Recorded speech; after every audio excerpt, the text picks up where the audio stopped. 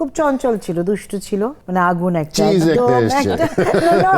এই ছেলেটার নাম পাগল রাখতে চাই। আম্মা বলেছে এর নাম যদি পাগল হয় তোমার সংসার করব না আমি।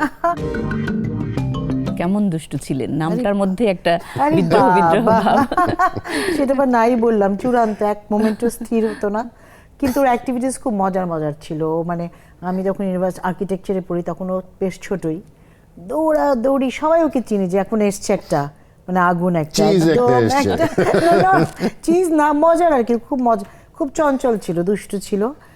কিন্তু এই দুষ্টুমিগুলোও কিন্তু মানে আমরা মেনেই নিতাম, সহ্যই করতাম, আমাদের খারাপ লাগতো না। আদরটা তো অন্য আছে, সুতরাং ছোট ভাই একটু দুষ্ট হবে, আমাদের খুব মজার। আমাদের ভাই বোনদের মধ্যে আমার বড় বোন রাহিলা শান্তশিষ্ট, আমি দুষ্টু, তারপরে খান ইমান ইঞ্জিনিয়ার, সেও শান্ত, আগুন দুষ্টু। মানে দুষ্টটা আস্তে আস্তে অনেক বেড়ে গেছে। আর আমি ছোটবেলায় আপনাদের কথা তো আগুন ভাইয়ের কাছ থেকে শুনতে হবে যে আসলে আপু কেমন ছিল। আপুর না ওইটাই তো বললাম, আমার কাছে ওরা ওরা যা ছিল এখনো তাই আছে।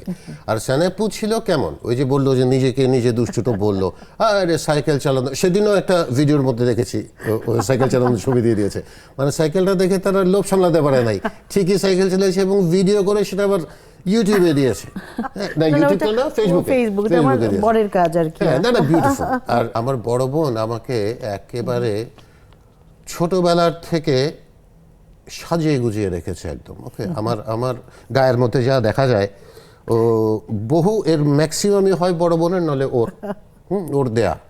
মানে আমি এভাবেই বড়, ওদেরকে আর কিছু দিতে হলো না, আবার পারলামও না দিতে। মানে এতই বেশি ও আমার ভাই বোনগুলো আমাকে দিয়ে ভরিয়ে রেখেছে এবং এখনো ভরিয়ে রেখেই যাচ্ছে, যে I am simply grateful to them.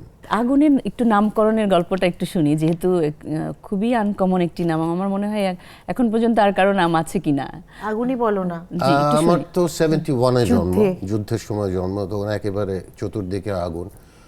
বাবা কবি, বাবা সাহিত্যিক, বাস সন্তানের নাম হয়ে গেল। প্রথমে আগুন রাখার আগেও একটা প্ল্যানিং ছিল আব্বার, যে আম্মার এই গল্প আবার আম্মার থেকে শোনা, যে সে আম্মাকে বলেছে যে নীলা এই ছেলেটার নাম পাগল রাখতে চাই। এই শুনে আম্মা বলেছে এর নাম যদি পাগল হয় তোমার সংসার করব না আমি। তারপরে ঠিক আছে, সেখান থেকে উতরে গিয়ে আমি ফাইনালি আই বিকেম আগুন। পারিবারিক যে মণ্ডলটা রয়েছে সেটাও তো একটা বিষয়, আবার তখন চারপাশে দেখতেন, সেই বিষয়গুলো কিভাবে প্রভাবিত করেছে রুমানা ইসলাম? আমার বেলায় যেটা হয়েছে, ছোটবেলা কিন্তু আব্বা যদিও রূপালী জগতের মানুষ, অনেক মানুষের সঙ্গে তার মানে ওঠা বসা, সব বিখ্যাত মানুষদের সঙ্গেই ছিল, কিন্তু আমরা কিন্তু আলাদা ছিলাম একটু, একদম 8-10টা সাধারণ পরিবারের মতোই আমরা বেড়ে উঠেছি। হ্যাঁ, এটা ঠিক, স্পেশাল কিছু মানুষ আছে, কবরী আন্টি, তারপরে চাষী নজরুল চাচা, এরকম অনেক, আলাউদ্দিন আলী, ওনাদের সান্নিধ্য পেয়েছি, হয়তো বাসায় চলে আসতেন, কিন্তু সার্বক্ষণিক কিন্তু ছিল না। আমরা সে একদম একটা মানে খুব আদর্শ পরিবারের মতোই বেড়ে উঠেছি। পড়াশোনা, স্কুল, ছবি আঁকা, সব কিছু। আব্বা আবার এটা বলতে যে চৌকস মানুষ হতে হবে, তো ওইভাবেই বেড়ে উঠেছি আমরা ছোটবেলায়। পরবর্তীতে আস্তে আস্তে যখন বাবা চলে যাওয়ার পর বলতে পারো আরও বেশি সান্নিধ্য পেয়েছি আমি, যেমন মিউজিক ডিরেক্টরদের সঙ্গে যারা বিখ্যাত, আলাউদ্দিন আলী কিংবা বুলবুল আহমেদ ইমতিয়াজ বুলবুল, এরকম বহু, শেখ সাদি খান, সবার সঙ্গে কিন্তু পরবর্তীতে আমাদের সখ্যতা কিংবা সেই ভালোবাসা স্নেহটা গড়ে উঠেছে আরও বেশি। বাবা তো দেখা গেছে যে গানের চাইতে নির্দেশনা বা এই দিকটাই বেশি, গীতিকার বা অন্যান্য সকল শাখায় তো তার চাইতে বললে ভুল হবে আসলে, কোনটার থেকে কোনটা আব্বাকে আসলে ইয়ে করা যায় না, মাপা যায় না।